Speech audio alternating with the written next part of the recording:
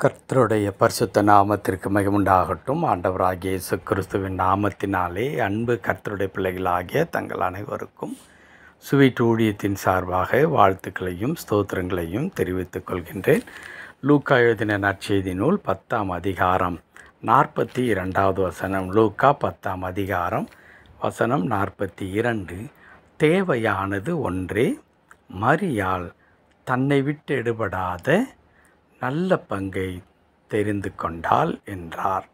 தேவையானது ஒன்றே, மரியாள் தன்னை விட்டெடுபடாத நல்ல பங்கை தெரிந்து கொண்டாள் என்றார். என் அன்பு கடவுளுடைய பிள்ளைகளே, மார்த்தாள் மரியாளை ஆண்டவர் அதிகமாய் நேசிக்கிறார்.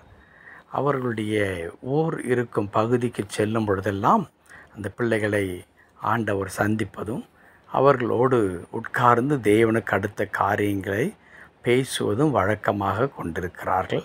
அப்படித்தான் ஒரு நாள் ஆண்டவர் மார்த்தாள் மரியாள் வீட்டிற்கு செல்லும் பொழுது அங்கே மார்த்தாள் ஆண்டவருக்கு சந்தோஷத்தை உண்டாக்கக்கூடிய அல்லது அவர் விரும்பி உண்ணக்கூடிய உணவுகளை சமைப்பதிலே மிகுதியான நேரத்தை அவள் செலவழித்து கொண்டிருக்கின்றாள்.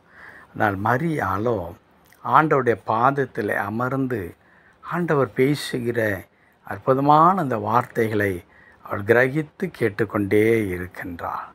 மார்த்தாளுக்கு வருத்தம் வருகிறது. மரியாள் அமைதியாக உட்கார்ந்து கொண்டிருக்கிறது என்ன? அவளை எனக்கு உதவி செய்யும்படி ஆண்டவரே நீர் பேசும் அல்லது அவரிடத்தில் சொல்லும் என்று கேட்கின்றார். ஆம், அப்பொழுது சொல்லப்படுகின்ற வார்த்தை தான் இப்பொழுது நாம் வாசித்தோம். ஆண்டவர் அவர்களை பார்த்து தேவையானது ஒன்றே என்ற ஒரு அற்புதமான ஒரு வார்த்தையை குறிப்பிடுகின்றார்.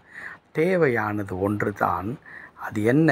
மரியாள் தன்னை விட்டு எடுபடாத நல்ல பங்கை தெரிந்து கொண்டாள். தேவையானது ஒன்று என்ன நம்முடைய வாழ்க்கையில் தேவையாக இருக்கிறது என்றால், ஆண்டவரும் ஆண்டவருடைய வார்த்தையும் நமக்கு தேவையாக இருக்கிறது. அதை விட்டுவிட்டு மற்ற காரியங்களிலே நம்முடைய ஞாபகத்தை செலுத்தும் பொழுது, முயற்சிகளை மேற்கொள்ளும் பொழுது பலவிதமான தோல்விகளும் இன்னல்களும் நமக்குள்ளாகவும் நம்முடைய குடும்பத்திலும் உண்டாகிறதை நாம் பார்க்கின்றோம். தேவையானது ஒன்றே. இந்த 2 பெண் பிள்ளைகளுடைய உள்ளத்தை நீங்கள் இப்பொழுது நினைத்து பார்க்க வேண்டும். மரியாளுடைய உள்ளம் அமைதியாக இருக்கிறது. ஏனென்றால் மரியாள் ஆண்டவருடைய பாதத்தில் உட்கார்ந்து அவள் பேசி கொண்டிருக்கிறாள். ஆண்டவர் சொல்லுகிற வார்த்தைகளை தனக்குள்ளாக ஏற்றுக்கொள்ளுகின்றாள். ஆகையினால் மரியாளுடைய உள்ளம் எந்த சஞ்சலமுமின்றி அது அமைதி நிறைந்த ஒரு உள்ளமாக அந்த இடத்துல காணப்படுகிறது. ஆனால் அதே நேரத்தில் மார்த்தாளுடைய உள்ளம் எப்படி இருக்கிறது என்றால், வருத்தம் நிறைந்த ஒரு உள்ளமாக இருக்கிறது. பற்பல வேலைகள் செய்வதில் மிகவும் வருத்தம் அடைந்தாள் என்று எழுதியிருக்கிறது. ஆம், அன்பு கடவுளுடைய பிள்ளைகளை, இன்றைக்கு கூட கடவுளுக்கு சித்தமில்லாத, கடவுள் விரும்பாத, எதிர்பாராத பற்பல வேலைகளை நாம் செய்வது நிமித்தமாக நம்முடைய இருதயத்தில் வருத்தமும் சஞ்சலமும் உண்டாகிறது. ஆனால் அதே நேரத்தில் நான் தேவனுடைய பாதத்தில் உட்கார்ந்திருப்போமானால், வேத வசனங்களை கேட்கிற மக்களாக நாம் காணப்படுவோமானால், நம்முடைய இருதயம் எப்படி இருக்கும்? அமைதி நிறைந்ததாக, நம்பிக்கை நிறைந்ததாக, தைரியம் நிறைந்ததாக இருக்கும். என் அன்பு கடவுளுடைய பிள்ளைகளே, ஒரு புதிய மாதத்தை துவங்கி இருக்கிறோம் அல்லவா?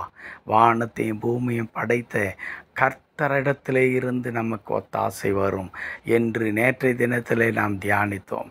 அப்படி வானத்தையும் பூமி உண்டாக்கின கடவுள் நம்மை ஆசீர்வதிக்கிறவராக இருக்கிறபடினாலே அந்த கடவுளுடைய பாதத்தை நாம் பற்றி கொள்ளும் பொழுது நம்முடைய இருதயம் எந்த விதமான சஞ்சலம் இல்லாமல், கவலை இல்லாமல், கண்ணீர் இல்லாமல் அது அமைதி நிறைந்த ஒரு இருதயமாக அது காணப்படும். ஒருவேளை கடவுளை மறந்து பற்பல வேலைகளை, ஆண்டவர் இல்லாத அல்லது ஆண்டவருக்கு பிரியமில்லாதது செய்யும் பொழுது தானாக நம்முடைய இருதயம் சஞ்சலத்துக்குள்ளாக வருத்தத்திற்குள்ளாக ஆகும். ஆகையால் இந்த மாதம் முழுவதும் அன்பு கடவுளுடைய பிள்ளைகளாகிய நீங்களும் நானும் ஒரு தீர்மானம் எடுக்க வேண்டும். அது என்ன? நான் முதலாவது கடவுளை என் வாழ்க்கையில் மையப்படுத்தி அவரையே நான் பற்றி கொள்வேன். அப்படி நான் பற்றி கொள்ளும் பொழுது என் இருதயம் தேவையில்லாத சஞ்சலத்திற்குள்ளாகவே ஆகாது என்கிற அன்பு தீர்மானத்தை எடுத்து நாம் கடவுளை பற்றி கொள்வோம். ஆண்டவர் நிச்சயமாக இந்த மாதம் முழுவதும் மரியாளை போல அமைதி நிறைந்த ஒரு மனதை தந்து நம்மை வழி நடத்துவார். ஜெபிக்கலாமா? கிருபை நிறைந்த நல்ல ஆண்டவரே, ஆம் கர்த்தாவே, உம்முடைய பாதம் தான் எங்களுக்கு தஞ்சம். ஆண்டவரே, உம்முடைய பாதத்தை பற்றி கொள்ளும் பொழுது இதோ எங்கள் வாழ்க்கை மிகுந்த ஆசீர்வாதமாயிருக்கும். அப்படிப்பட்ட கிருபைக்குள் எங்களை வழிநடத்தி தொடர்ந்து எங்களை பொறுப்படுத்திக் கொள்ளும். மீட்பர் நாமத்தில் பிதாவே, ஆமென், ஆமென்.